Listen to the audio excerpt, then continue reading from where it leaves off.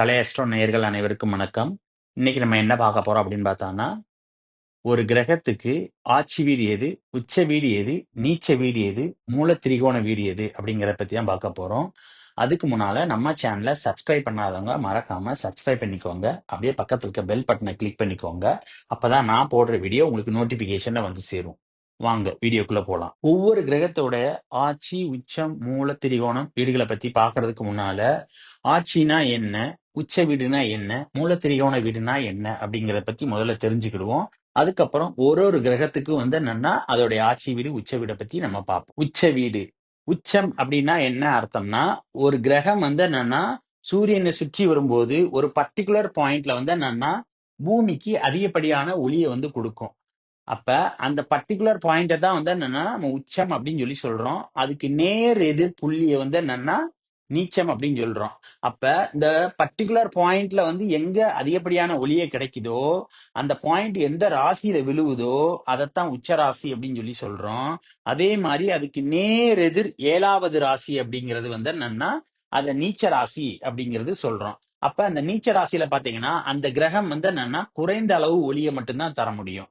அப்ப எங்க உச்ச அளவு ஒளிகளை தருதோ அந்த இடத்துல பாத்தீங்கன்னா 100% அதனுடைய பலன்களை வந்து கொடுக்கும். அதே மாதிரி எங்க கம்மியான ஒளிகளை கொடுக்க முடியுமோ, அதாவது நீச்ச ராசியில பாத்தீங்கன்னா கம்மியான ஒளிகளை கொடுக்க முடியும். அப்ப அந்த கிரகம் வந்து என்னன்னா கம்மியான பலன்களை தான் அதால கொடுக்க முடியும். அப்ப உச்சம் அப்படிங்கிறது என்னன்னா 100% வந்து என்னன்னா ஒளியை வந்து பூமிக்கு கொடுக்கக்கூடிய இடம் தான் வந்து என்னன்னா உச்சம் அப்படின்னு சொல்லி அர்த்தம். நீச்சம் அப்படிங்கிறது என்னன்னா அதுக்கு நேர் ஆப்போசிட் உள்ள இடம் தான் வந்து நீச்சம் அப்படின்னு சொல்லி சொல்றோம். அதுக்கப்புறம் மூலத்திரிகோணம். மூலத்திரிகோணம் அப்படின்னா என்ன அப்படின்னு பார்த்தோம்னா, மூலத்திரிகோணம் வந்து இந்த சூரியனை வந்து அந்த கிரகம் சுற்றி வரும்போது நீள்வட்ட பாதையில எந்த பாதையில அந்த கிரகம் வந்து என்னன்னா பூமிக்கு மிக அருகில் வருதோ அந்த இடம் தான் வந்து நம்ம மூலத்திரிகோணம் சொல்றோம். ஏன் அப்படின்னு பார்த்தான்னா அந்த இடத்துல வந்து அதனுடைய ஈர்ப்பு விசையின் மூலம் ஓரளவுக்கு அதிகப்படியான ஒளியை வந்து என்னன்னா பூமிக்கு வந்து அது கொடுக்க முடியும் அந்த கிரகம். அப்ப அந்த பாயிண்ட வந்து மூலத்திரிகோணம் அப்படின்னு சொல்லி சொல்றோம். அப்ப உச்சத்துல பாத்தீங்கன்னா 100% அதோடைய பலன்களை கொடுக்குது அப்படின்னு பார்த்தான்னா மூலத்திரிகோணத்துல பார்த்தோன்னா ஓரளவுக்கு 80% ஆன பலன்களையும் கொடுக்கும். அதே நேரத்துல ஆட்சி வீடு அப்படிங்கிறது பாத்தீங்கன்னா அந்த இடத்துல ஓரளவுக்கு மீடியமான ஒரு ஒரு ஒளியை வந்து பூமிக்கு கொடுக்கக்கூடிய கெப்பாசிட்டி அதுக்கு இருக்குது அந்த பாயிண்ட்ல. சோ அந்த பாயிண்ட தான் வந்து என்னன்னா ஆட்சி வீடு அப்படின்னு சொல்றோம். பெரும்பாலும் இந்த மூல திரிகோண வீடு பாத்தீங்கன்னா ஆட்சி வீட்டுக்குள்ளதான் இருக்கும். ஒரு கிரகம் வந்து சூரிய மண்டலத்தை 360 டிகிரியில சுத்தி வருது. அப்ப 360 டிகிரியில சுத்தி வரும்போது அதை 12 பகுதிகளா பிரிக்கும் போது ஒரு ஒரு பகுதியுமே வந்து நம்ம ராசின்னு சொல்லி சொல்றோம். அப்ப 12 பகுதியை 12 ராசி அப்படின்னு சொல்றோம். அப்ப 360 12ஆல வகுத்தான்னா எவ்வளவு வரும்? அப்ப 30 டிகிரி. அப்ப ஒரு ராசிக்கு 30 டிகிரி. சரிங்களா? இப்ப இந்த 30 டிகிரில ஏதோ ஒரு பர்டிகுலர் பாயிண்ட் தான் வந்து என்னன்னா நம்ம வந்து ஒரு கிரகம் வந்து மூலத்திரிகோணம் அடையும். அது என்னென்ன அப்படிங்கறத நம்ம பார்ப்போம். இப்ப உச்சம், நீச்சம், மூலத்திரிகோணம், ஆட்சி அப்படின்னா என்னன்னு பார்த்துட்டீங்க. இப்ப ஒரு ஒரு கிரகத்துக்குமே வந்து என்னன்னா உச்ச வீடு எது, நீச்ச வீடு எது, மூலத்திரிகோண வீடு எது, அதே மாதிரி வந்து என்னன்னா நீச்ச வீடு எது அப்படிங்கிறத பார்ப்போம். ஃபர்ஸ்ட் நம்ம சூரியனுக்கு பார்ப்போம். இப்ப ஸ்கிரீன்ல வந்து என்னன்னா ராசி கட்டம் வந்து மார்க் பண்ணி வச்சிருக்கேன். இந்த ராசி கட்டத்துல வந்து மேசத்துல இருந்து மீனம் வரைக்கும் மார்க் பண்ணியிருக்கு. எது மேச கட்டம், எது ரிஷபம் அப்படின்னு சொல்லி மார்க் பண்ணியிருக்கேன். இதுல வந்து இப்ப சூரியன் வந்து ஆட்சி எங்க அடைகிறாரு அப்படின்னு பாத்தீங்கன்னா சிம்ம ராசியில வந்து ஆட்சி அடைகிறாரு. சிம்மம் எங்க மார்க் பண்ணிருக்குன்னு பாருங்க. அந்த இடத்துல சூரியன் வரும்போது சூரியன் வந்து ஆட்சி அடைகிறார் அப்படிங்கிறது அர்த்தம். அதே மாதிரி ஆட்சி அடையும் போது சூரியனுடைய பலன்கள் எதுவோ அந்த பலன்களை வந்து என்னன்னா எல்லா ராசிக்கும் அவங்கவுங்களுடைய இடத்திற்கு தகுந்த மாதிரி வந்து என்னன்னா பலன்களை வந்து கொடுப்பாரு. அதே மாதிரி சூரியன் பாத்தீங்க உச்ச ராசி எங்க அப்படின்னு பார்த்தோம்னா சூரியன் வந்து மேசத்துல வந்து 10 டிகிரியில வந்து உச்சம் அடைகிறார். அதே மாதிரி துலாம்ல பாத்தீங்கன்னா 10 டிகிரியில வந்து நீச்சம் அடைகிறார். அப்புறம் மூல திரிகோணம் வந்து எப்ப வந்து மூல திரிகோணம் அடைகிறாரு அப்படின்னு பாத்தீங்கன்னா சிம்ம ராசியில 4ல இருந்து 10 டிகிரிக்குள்ள வர்றப்ப வந்து சிம்ம ராசியில வந்து மூல திரிகோணம் அடைகிறார். அதுக்கப்புறம் சந்திரன் கிரகம் பார்ப்போம். சந்திரன் பாத்தீங்க அப்படின்னு பார்த்தோம்னா சந்திரனுடைய ஆட்சி வீடு எது அப்படின்னு பாத்தீங்கன்னா கடகராசி. சோ கடகராசியில வந்து எப்ப வந்து சந்திரன் வர்றாரோ அப்ப அது அந்த சந்திரன் வந்து முழுமையான பலன்களை வந்து எல்லா ராசிகளுக்குமே அது அதனுடைய இருப்பிடத்திற்கு தகுந்த மாதிரியான பலன்களை வந்து கொடுப்பாரு. அதே மாதிரி அந்த சந்திரன் பாத்தீங்கன்னா ரிஷப ராசியில வந்து என்னன்னா 100% வந்து ரிஷப ராசிக்கு எப்ப வருதோ அப்ப 100% ஒளியை வந்து பூமிக்கு கொடுப்பார். அதே மாதிரி பாத்தீங்க விருச்சக ராசிக்கு வரும்போது பாத்தீங்கன்னா அதனுடைய பலன்கள் வந்து அதனுடைய ஒளி வந்து பாத்தீங்கன்னா ரொம்ப கம்மியா இருக்கும். எப்ப வந்து சந்திரன் வந்து நீச்சம் அடைகிறாரோ அப்ப பாத்தீங்கன்னா ரொம்ப வந்து கன்ஃபியூஷன்ஸ் மைண்ட் வந்து நிறைய வந்து வரும். சந்திரன் வந்து எங்க மூல திரிகோணம் அடைகிறார் அப்படின்னு பார்த்தாங்கன்னா கடக ராசியில வந்து என்னன்னா 4 ல இருந்து 30 டிகிரிக்குள்ள வரும்போது மூல திரிகோணம் அடைகிறார். அதாவது அந்த டைம்ல தான் வந்து என்னன்னா பூமிக்கு மிக அருகில் வருகிறது. அதே மாதிரி அடுத்து செவ்வாய். செவ்வாய் கிரகத்துக்கு பாத்தீங்க அப்படின்னு பார்த்தோம்னா செவ்வாய்க்கு வந்து 2 ஆட்சி வீடுகள் இருக்குது. அதாவது மேஷம் விருச்சகம் அப்படிங்கிறது 2 ஆட்சி வீடுகள். இப்ப சூரியன் சந்திரனுக்கு எல்லாம் பாத்தீங்கன்னா ஒரே ஒரு ஆட்சி வீடு தான். சூரியனுக்கு பார்த்தீங்கன்னா சிம்ம ராசி தான் வந்து என்னன்னா ஆட்சி வீடு. சந்திரனுக்கு பாத்தீங்கன்னா கடகராசி தான் வந்து ஆட்சி வீடு. ஆனா செவ்வாய்க்கு பாத்தீங்கன்னா மேஷம் விருச்சகம் அந்த 2 ராசியில எப்ப செவ்வாய் வந்தாலும் ஆட்சி பலன் அடைகிறார் அப்படின்னு சொல்லி அர்த்தம். அதே மாதிரி செவ்வாய் வந்து எப்ப அதிகமா அதனுடைய எப்ப உச்சமா இருக்குன்னு பாத்தீங்கன்னா மகர ராசிக்கு வந்து செவ்வாய் வரும்போது செவ்வாய் உச்சமா இருக்கும். அதனுடைய அதிகப்படியான ஒளியை வந்து பூமிக்கு தரும். அதே மாதிரி மகரத்துல பாத்தீங்கன்னா 28 டிகிரி. எப்ப நீச்சம் அடைவார் அப்படின்னு பாத்தீங்கன்னா கடகராசியில வந்து நீச்சம் அடைவார். அடுத்து புதனுக்கு புதனுக்கு பாத்தீங்கன்னா புதனுக்கும் 2 வீடுகள் வந்து இருக்குது ஆட்சி வீடுகள். ஒண்ணு வந்து என்னன்னா மிதுன ராசி, 2வது வந்து கன்னி ராசி. மிதுனத்திலையும் கன்னியிலையும் வந்து புதன் வரும்போது புதன் வந்து ஆட்சி அடைவார். அப்ப புதனுடைய காரகத்துவங்கள் என்னென்ன இருக்குதோ அது எல்லாமே வந்து என்னன்னா மற்ற ராசிகளுடைய ஸ்தானத்துக்கு தகுந்த மாதிரியான பலன்களை வந்து கொடுப்பாரு. சோ அப்ப வந்து புதன் வந்து மிக மிகுந்த வலிமையை பெறுவார். அதுக்கப்புறம் புதன் வந்து எங்க உச்சமடைகிறார் அப்படின்னு சொல்லி பாத்தீங்கன்னா கன்னி ராசிக்கு 15 டிகிரில வரும்போது உச்சமடைகிறார். அதே மாதிரி மீன ராசிக்கு வந்து 15 டிகிரில வரும்போது நீச்சமடைகிறார்.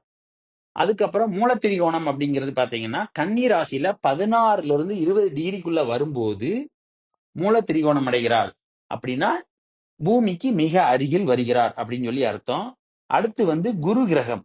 குரு வந்து எப்ப வந்து ஆட்சி ஆகிறார், அதே மாதிரி எப்ப உச்சமடைகிறார்னு பார்த்தோம்னா குரு எப்ப தனுசு ராசிக்கும் மீன ராசிக்கும் வருதோ அப்ப வந்து என்னன்னா அந்த குரு வந்து ஆட்சி அடைகிறார் அப்படின்னு அர்த்தம்.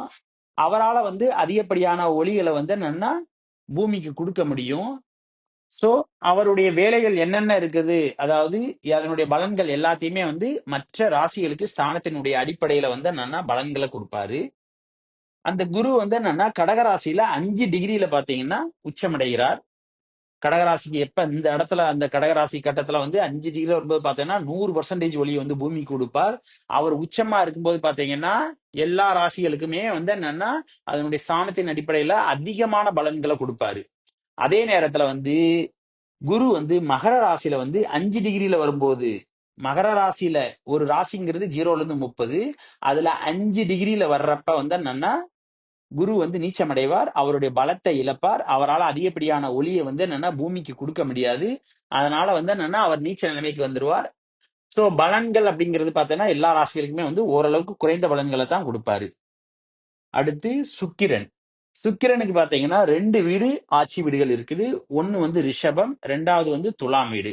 சோ இந்த ரிஷபத்திலையும் துலாம்லையும் சுக்கிரன் எப்ப வருதோ அப்ப வந்து என்னன்னா அவர் வந்து ஓரளவுக்கு வந்து நல்ல பலன்களை கொடுப்பார். அவரும் நல்ல வலிமைகளை பெற்றிருப்பார். பூமிக்கு வந்து என்னன்னா நல்ல ஒளிகளை கொடுப்பார். அடுத்து சுக்கிரன் வந்து எப்ப உச்சம் ஆகுது அப்படின்னு பாத்தீங்கன்னா மீன ராசியில 27 டிகிரில வரும்போது உச்சமாகிறாரு. கன்னி ராசியில 27 டிகிரி வரும்போது நீச்சமாறாரு. எப்ப வந்து மீன ராசியில வந்து என்னன்னா சுக்கிரன் வர்றாரோ அப்ப சுக்கிரனுடைய சம்பந்தமான விஷயங்கள் நிறைய விஷயங்கள் வந்து என்னன்னா நல்லது நடக்கும். அதாவது வண்டி வாகனங்கள் வாங்குறது, வண்டி வாகனங்கள் அதிகமா வந்து யூஸ் பண்றது. சோ இது எல்லாமே வந்து என்னன்னா சுக்கிரனுடைய காரகத்துவம். அது எல்லாமே வந்து அந்த சமயத்துல பாத்தீங்கன்னா நிறைய நடக்கும். அதே மாதிரி சுக்கிரன் வந்து என்னன்னா துலாம் ராசியில 1 ல இருந்து 10 டிகிரிக்குள்ள வரும்போது பாத்தீங்கன்னா பூமிக்கு மிக அருகில் வரும். அது வந்து என்னன்னா துலாம் அப்படிங்கிறது வந்து என்னன்னா சுக்கிரனுடைய மூல திரிகோண வீடு. அது 1 ல இருந்து 10 டிகிரிக்குள்ள இருக்கிறப்பதான். அடுத்து சனி. சனிக்கு பாத்தீங்கன்னா 2 ராசி வந்து ஆட்சி வீடு இருக்கு. ஒன்னு வந்து மகர ராசி, இன்னும் 2வது வந்து கும்ப ராசி. சோ மகரத்திலேயோ கும்பத்திலேயோ இருந்தானா சனி ஆட்சியா இருக்கார், நல்ல பலமத்தோட இருக்கிறார் அப்படிங்கிறது அர்த்தம். அதே மாதிரி சனி வந்து என்னன்னா எங்க உச்சமடைகிறார் அப்படின்னு பாத்தீங்கன்னா துலாம்ல வந்து உச்சமடைவார், மேஷம்ல நீச்சமடைவார். சரிங்களா? அப்ப துலாம்ல வந்து என்னன்னா உச்சமடைகிறாருங்கிறப்ப வந்து என்னன்னா அப்ப வந்து என்னன்னா அதிகப்படியான ஒளிகளை வந்து என்னன்னா பூமிக்கு கொடுக்கக்கூடிய வாய்ப்புகள் நிறைய இருக்கு. சோ அதனால சனியினுடைய பலன்களை வந்து என்னன்னா அதிகமா கொடுப்பாரு. அதே மாதிரி வந்து என்னன்னா நீச்சத்துல வந்து வர்றப்ப, அதாவது மேஷத்துல வர்றப்ப பாத்தீங்கன்னா, மேஷத்துல 20 டிகிரி வர்றப்ப பார்த்து அவரால வந்து அதிகப்படியான ஒளியை கொடுக்க முடியாது. சோ குறைந்த அளவுக்கு பலன்களை மட்டும்தான் கொடுக்க முடியும். கும்ப ராசியில 0ல இருந்து 20 டிகிரி வர்றப்ப பாத்தீங்கன்னா அவரு மூலத்திரிகோண நிலையை வந்து அடைஞ்சிருவாரு. அதாவது பூமிக்கு மிக அருகில் வந்துருவாரு. அப்ப வந்து என்னன்னா ஓரளவுக்கு நல்ல பலன்களை வந்து கொடுப்பாரு. அடுத்து ராகு கேது. ராகு கேதுக்கு பாத்தீங்கன்னா சில நூல்கள்ல வந்து என்னன்னா சொந்த வீடு இல்ல, ஆட்சி வீடு இல்ல அப்படின்னு சொல்றாங்க. சில வீட்டுல வந்து என்னன்னா சில பேர் வந்து என்னன்னா சொந்த வீடு இருக்கு அப்படின்னு சொல்றாங்க. பொதுவா வந்து என்னன்னா ராகு கேதுக்கு பாத்தீங்கன்னா உச்ச வீடு அப்படிங்கிறது என்னன்னு பாத்தீங்கன்னா, ராகு வந்து விருச்சகத்துல உச்சமாகவும் ரிஷபத்துல நீச்சமாகவும் இருக்கிறார். அதே மாதிரி பாத்தீங்கன்னா கேது வந்து கும்பத்துல உச்சமாகவும் சிம்மத்தில் நீச்சமாகவும் இருக்கிறார்.